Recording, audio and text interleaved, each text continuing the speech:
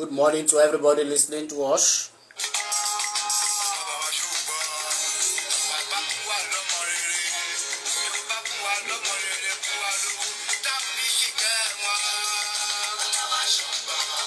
Happy vacation to all school-going children and school administrators across the length and breadth of the country.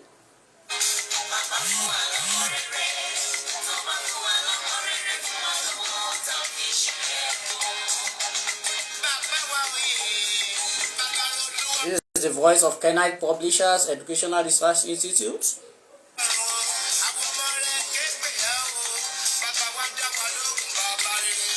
In conjunction with Pedagogues Educational Research Institute.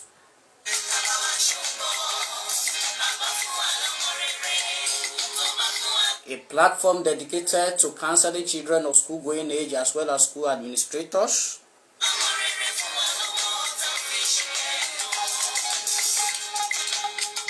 Our unreserved appreciation goes to all our fans across the length and breadth of the Federation.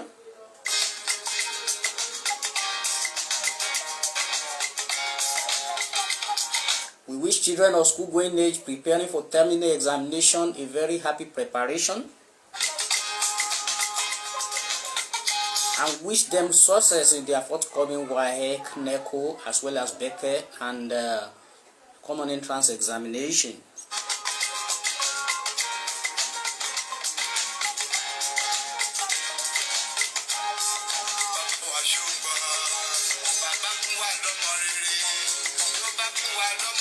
Education remains the only vibrant ladder and a formidable tool for greater development of our nation.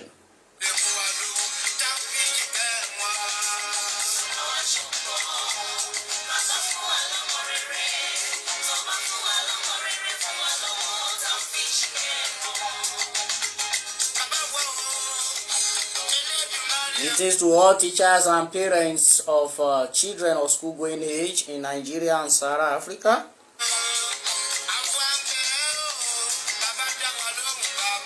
The Pedagogue is a blended learning platform dedicated to illuminating Africa with apt educational philosophies. We thank the WhatsApp community, Pedagogues WhatsApp community, and those who allow our clips to be shared in their various social media platforms.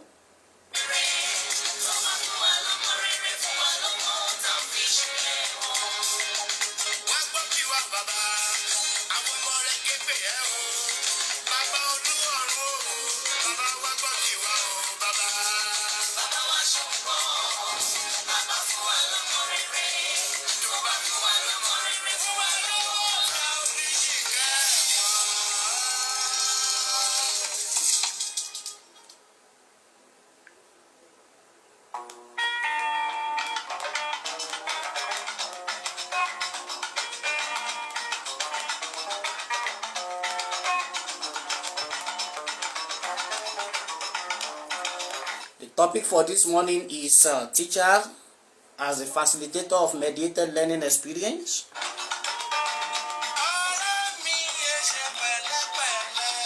We watch children of school going age to keep listening to us as well as school administrators.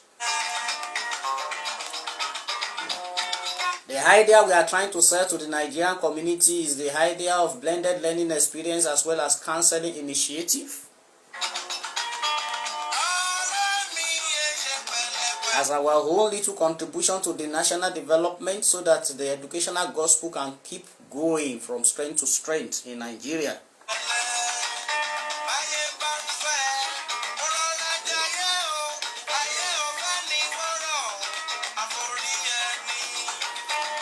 Our own educational gospel is an educational gospel of peace and of course an educational gospel just to encourage and appreciate the learning experiences in Nigeria and Sahara Africa.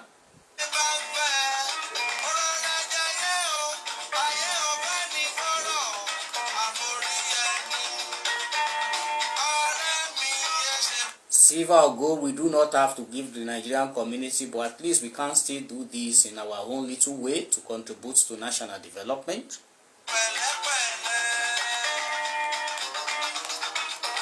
We thank the Almighty God who has so much helped us in retrospect up to this present moment.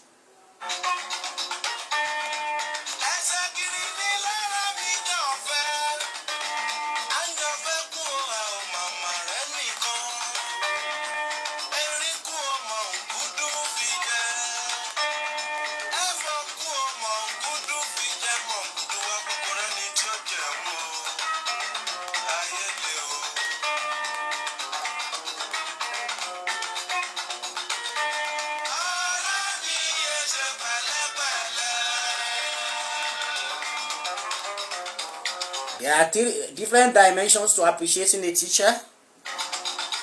At times, a teacher can be seen as a counselor. At times, he's an educator.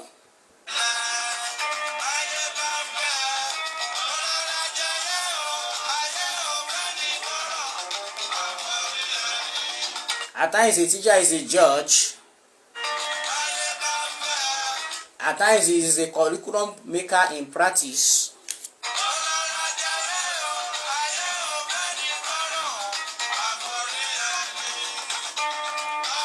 At times, a teacher is an evaluator.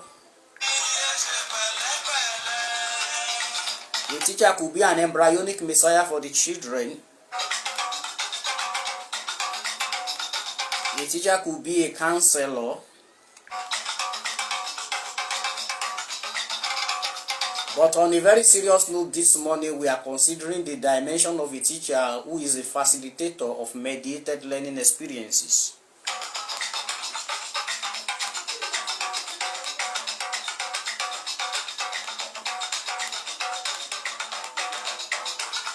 So it is a clip that is very useful for teachers, those that are teachers in practice and those that are practicing but are not even trained teachers. It is an holistic attempt to remind us of some principles that could consolidate our work as a teacher within the four walls and even outside the four walls of the classroom setting in order to make the curriculum objective, actionable, and achievable in behavioral terms.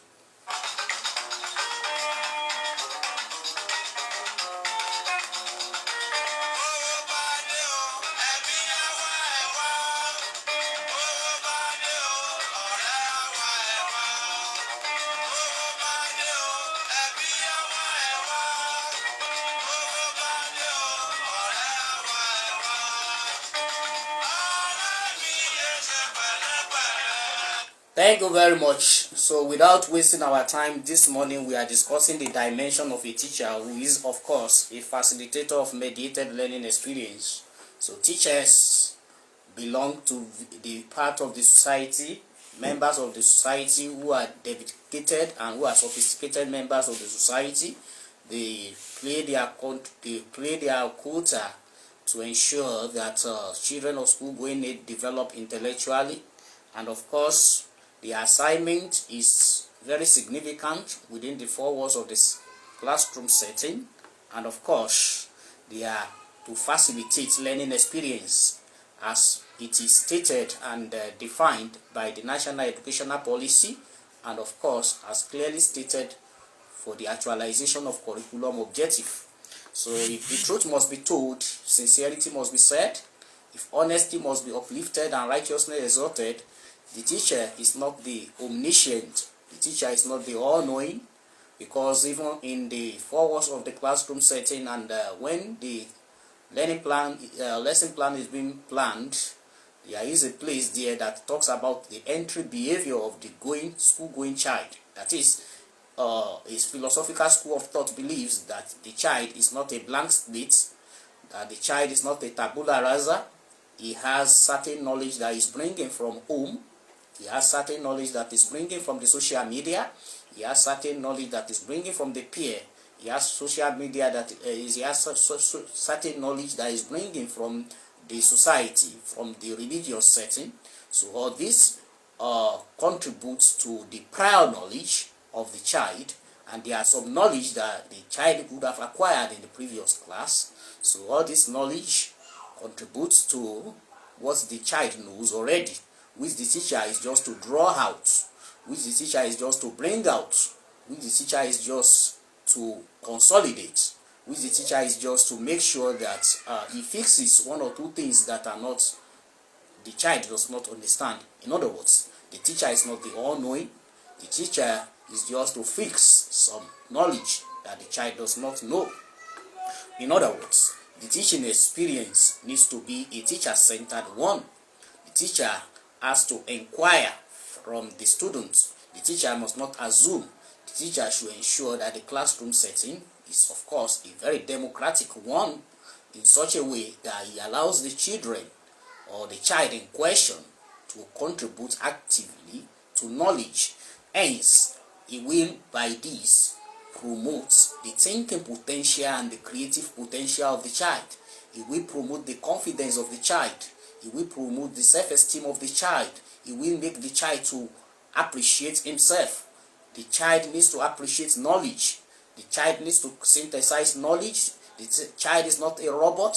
The child should contribute meaningfully to discourses in the four walls of the classroom setting.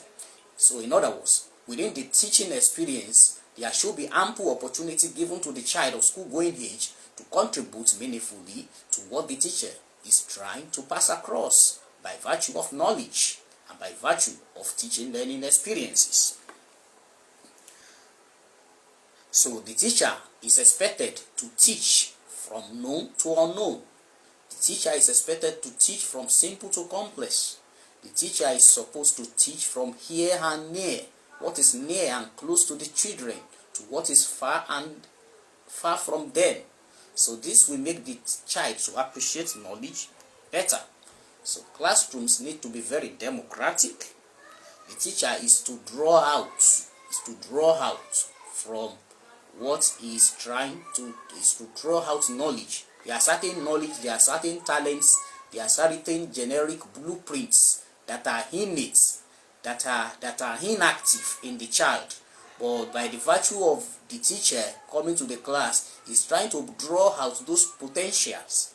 So the school as a system, as an educational system, should give children ample opportunity to elicit their generic blueprint. The teacher within the four walls of the classroom should give children the ability to elicit their generic blueprints, which does not even only end in the teaching learning experience. It could at times be tracked from extracurricular activities such as debate, such as quiz, such as ASHA, such as oral chants, such as pen club, such as the media club, road safety club, such as the Red Cross. The school should create ample opportunity for children to participate meaningfully in different extracurricular activities, so that from this area the child will be able to be the child's knowledge, the child's latent physical skill will be developed. The child's latent physical skills will be discovered and encouraged.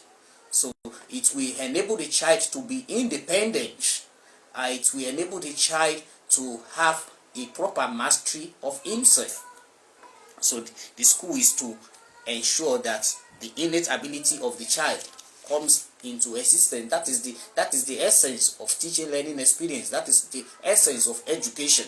When the child we are trying to produce for the society can stand shoulder high with others and be able to defend him or herself and be able to contribute meaningfully and be able to pilot and be able to take leadership roles, whether he is given or not. So that self-confidence is very, very much important, which usually must begin from the classroom, and this will enable the child to develop. So, but what in recent time, what are the challenges that teachers face? If they say they don't want the learning experience to be teacher-centered, they want the learning experience to be learner-centered. At times, teachers, by the special grace of God, I am in the classroom, and I've been in the classroom for a number of years, and I'm still in the classroom. So most of the things I come online to do, they are experiences from my classroom. So most of the time, children of school-going age are not really interested in learning again. So much so that you hardly find children reading. You only hardly find them having textbooks. You hardly find them disciplining themselves, taking interest to even really listen to educational experiences. So teachers at this level find it very difficult to meander the interstices. They find it very difficult to actually say they want to make the child contribute, because many children, the population demography of students that you really love to contribute to educational discourses in classrooms are very few. They are microscopic, and in most cases they are children who have backgrounds that are very high, that are of high educational background. But children that have low educational background and parenting, many of them don't have the aura, they don't have the intellectual skills to contribute meaningfully, to really contribute. So because they are just like passive learners. So, and the reason for this is because in most cases the promotion strategy to different classes is very bad in many public schools and even in private schools. So these are the reasons why children are not really competent in recent time. Then another reason is the problem of immaturity.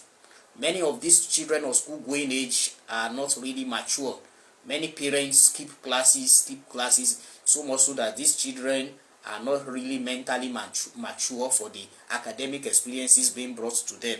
Then another reason is because there is no motivation even within the school. At times, competitions, motivations, awards, scholarships from schools, from different organizations will go a long way to ensure that these children have mind that is ready actually to learn, that is ready actually to contribute meaningfully to educational discourse, minds that are very ready in most cases to contribute to education.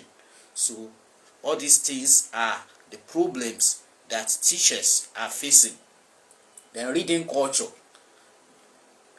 If we don't have reading culture imbibed in children of school going age, we really always find it very difficult to have children that will contribute. So in most cases, teachers find it very difficult and find it tiring, because children, the demography of students that contribute are getting low and low, and it's because of the societal pattern.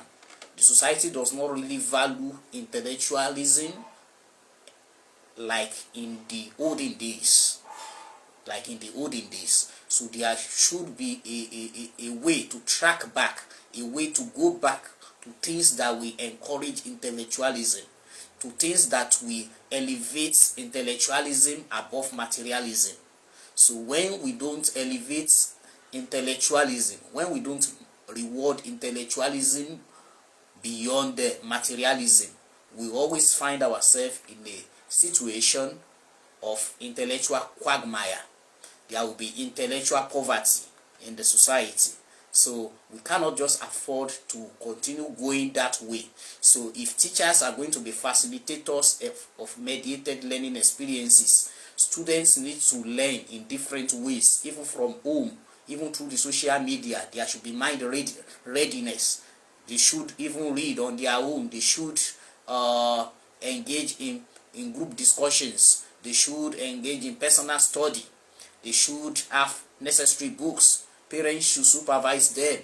If they don't, they will not be tabula rasas. If they will not be empty slates. It is only when the child is not an empty slate that the teacher will be able to facilitate, be a mediator, that the teacher will not appear to be the all-knowing, that the teacher will not appear to be autocratic, that the teacher will be democratic. It is only when the teacher finds something in the learner that tickles his fancy, that is in alignment with what he has brought to teach them, that we will first allow them to learn, to talk, to contribute, and for them to be able to learn from the known, what they know, to what they do not know. So these are the things that are very, very much important for us to imbibe. These are principles that will elevate our society when knowledge appreciation is the core of teaching learning experiences, even right from the primary school. When we enable children to promote their confidence, we tell a child to talk about a primary school child to communicate on composition, various composition. You see them talking 1 line, 2 lines, 3 lines, and they will not be able to speak more than that. It is a sorry case today. We should try to ensure that we bring out the scholars in these children right from childhood. We should bring out the scholars in them from childhood by exposing them, making them to listen, making them to read, making them to listen, and even creating time to stir up knowledge in them. The reason why the older generation are more intelligent is because in those days there is extended family system where the grandfather, the grandmother, the extended family resides with the children, and they learn a lot. They learn a lot. When you read some novels and plays of the olden days, like Chinua Achebe's novel, like Wole Soyinka's plays and some others, you discover that these are products of adults. When you listen to some music, cultural music, you discover that the musicians are products of adults. They are products of adults. But today, parents don't really have time. It's a sorry case. Parents don't really have time to really groom these children before they bring them to the school. They now shift parental responsibility holistically to teachers, and this will not really work. You must have done a lot of intellectual things with your children from home, even from the Bible, from life experiences, riddles, jokes, literatures, oratory in the cultural way, and many other things, history, politics in the cultural way, and even in the exposed way, in the historical way. You must have done these things as a formidable foundation for teachers to lay on in the school setting. So if the child is going to be brilliant, if the child is going to be intelligent, if this child is going to be able to contribute meaningfully to the society, if the child is going to be developed for the task ahead in a better way, he has to be carefully trained from home.